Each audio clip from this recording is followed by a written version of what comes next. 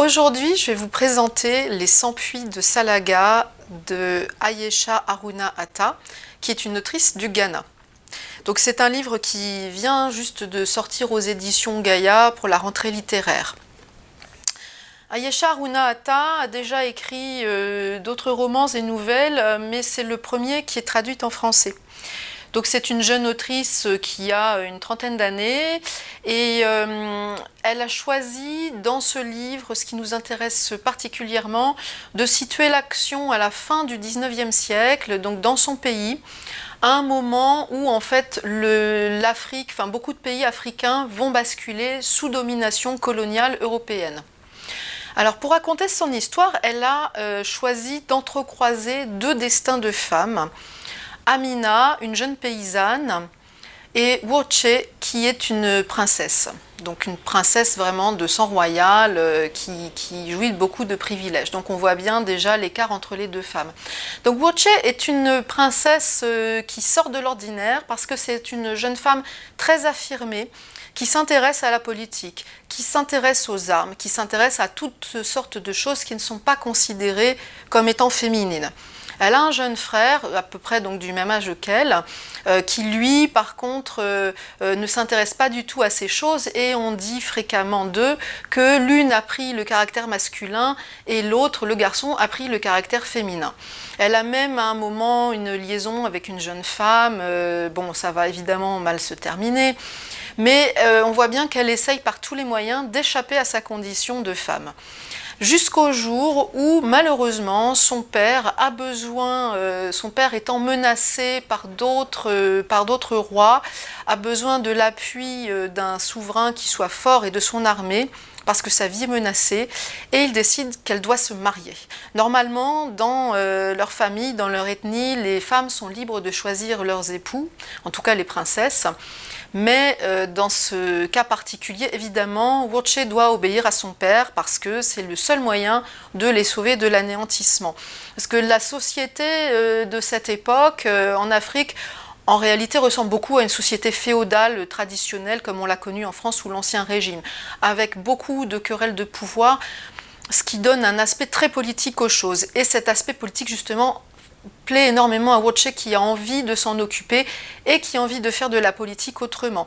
Elle est plus dans la diplomatie et n'a pas du tout envie justement que les gens s'entretuent, que les guerres, elle voit bien que les guerres et les luttes internes entre souverains les défavorisent par rapport à l'avancée des Européens et elle voudrait essayer justement de faire preuve de diplomatie et de mettre fin à entre guillemets, à la vieille politique pour essayer de moderniser les choses et d'unir toutes les ethnies contre les Européens qui viennent de plus en plus coloniser l'Afrique. Donc malheureusement, elle est obligée de céder et de se marier. Elle se retrouve dans une famille où, évidemment, les femmes ne sont pas du tout traitées de la même manière. Et elle va être face à une brutalité masculine extrêmement difficile à supporter pour elle. Alors, je ne vais pas tout raconter, évidemment, parce c'est un roman où il y a beaucoup de rebondissements. Mais bon, on peut quand même faire confiance à Woche pour essayer de faire le plus possible pour s'en sortir. Donc parallèlement, il y a l'histoire d'Amina. Donc Amina est une jeune paysanne, au départ elle a 15 ans et elle est dans son village. D'ailleurs je vais vous lire un extrait qui est donc le tout début du roman. Donc nous sommes dans le village d'Amina et nous faisons sa connaissance. Les caravanes, elles arrivaient à l'aube. Elles arrivaient quand le soleil atteignait le zénith dans le ciel. Elles arrivaient quand minuit enveloppait le monde de son velours bleu. La seule certitude, c'était que la caravane de Sokoto viendrait avant la fin de la saison sèche. Pourtant, aujourd'hui, les choses avaient changé. Pendant des semaines, Amina et le reste des habitants de Botou avaient même douté que la caravane vienne. Les nuages qui apportaient la pluie n'avaient pas encore crevé, mais déjà les éclairs illuminaient le ciel au loin et le tonnerre résonnait. L'herbe était haute. Et on parlait de cavaliers qui se rapprochaient. Des cavaliers qui rasaient tout sur leur passage. Des cavaliers qui effrayaient les caravanes. Des cavaliers qui enlevaient les gens. Ce n'était pas bon signe. Le père d'Amina devait aller à Djenné vendre ses chaussures. La famille d'Amina devait vendre sa nourriture. Une semaine avant les premières pluies, Amina entendit des tambours résonner alors qu'elle allait préparer le repas du soir.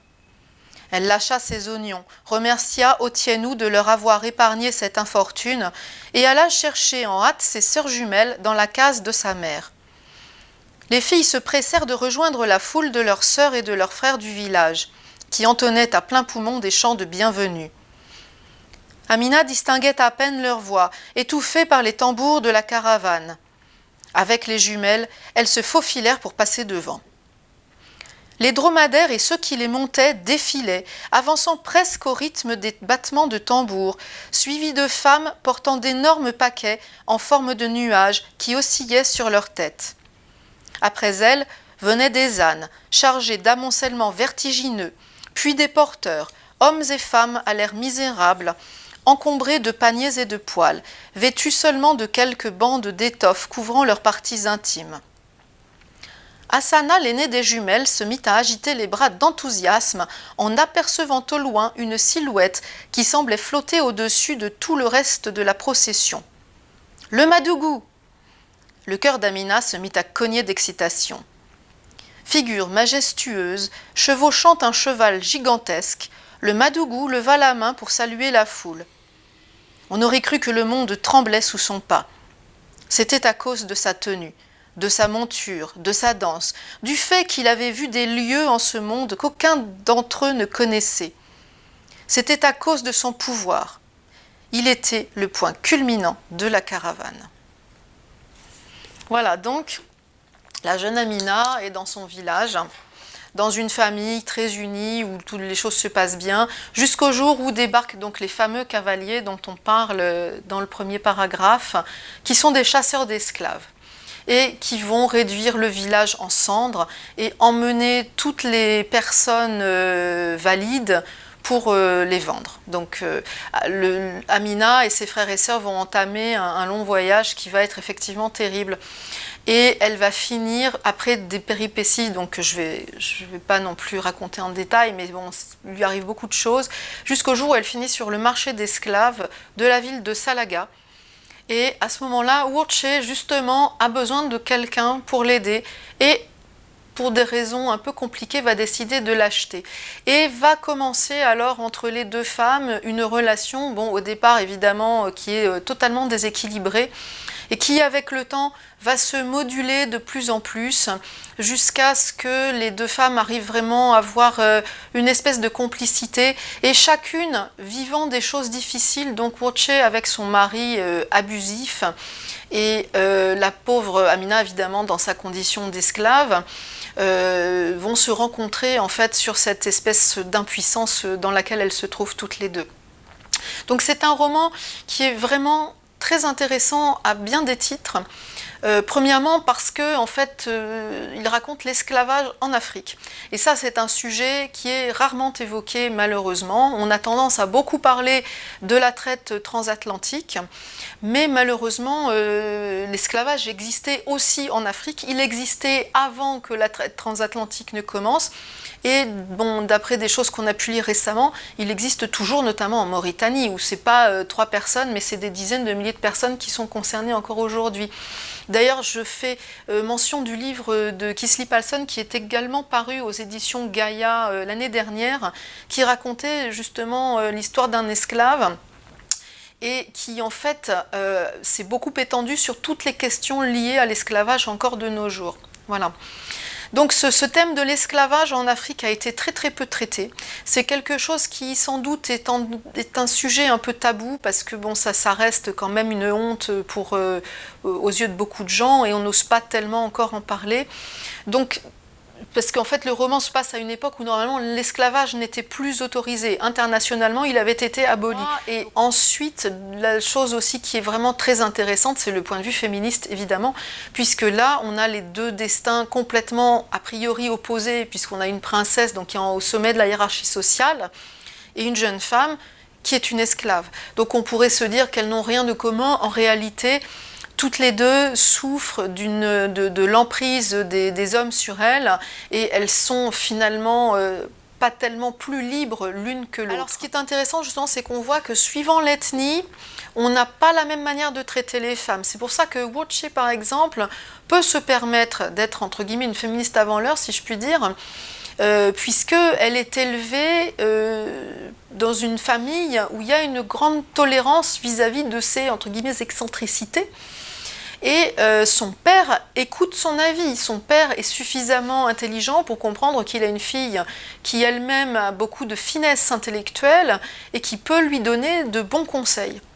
Après, on voit que quand elle se marie avec ce roi, là, au contraire, elle est complètement écartée et son mari ne supporte pas qu'elle puisse avoir son mot à dire. Donc, on voit que au sein même de ce territoire, qui est finalement un territoire assez petit, il y a des manières complètement différentes de traiter les femmes. Enfin, bon, évidemment, on a le point de vue politique, si je puis dire, donc qui nous montre la société africaine telle qu'elle était à l'époque, c'est-à-dire avec des conflits internes aux différentes nations, aux différentes ethnies. On voit que le pouvoir est extrêmement morcelé, qu'il y a des rapports féodaux, qu'il y a des rapports de domination aussi à l'intérieur de toutes sortes d'alliances qui sont faites entre les différents peuples africains, et que c'est sans doute une des raisons qui explique que les colons occidentaux aient réussi à mettre la main sur ces territoires, puisque les gens étant tellement désunis n'ont pas réussi à s'allier ensemble pour repousser les Occidentaux. Parce que, bon, même s'il y avait effectivement une supériorité au niveau de la technique des armes chez les Occidentaux, ils étaient quand même beaucoup moins nombreux. Et justement, le discours de Wuorche, quand elle peut faire entendre sa voix politiquement, c'est de dire donc à tous ces rois et ces souverains, unissez-vous, sinon vous allez vous faire avoir. Et effectivement, on voit bien que le peuple le plus puissant, les Ashanti, finissent par être laminés par la puissance des Européens. Donc on a les Anglais, les Allemands et les Français. Bon, on ne parle pas trop des Français, c'est surtout les Allemands qui sont présents dans le livre. On voit comment se passe la domination progressive qui se met en place. Je pense que ça, c'est vraiment une force du livre, de savoir toujours échapper aux clichés. Et l'écriture, d'ailleurs, le sert admirablement, parce que c'est une écriture qui est souvent dans la réserve, qui ne va pas essayer de faire de psychologie à outrance, bien au contraire, elle est plutôt descriptive, sans faire non plus d'effet de style. Je pense que les descriptions, en général, sont toujours en retenue. On n'essaye pas de faire dans la carte postale, on n'essaye pas de faire pleurer dans les chaumières, on essaye d'être juste. Et ça, je pense que Ayesha Aruna Atta a vraiment trouvé le ton parfait pour écrire son roman.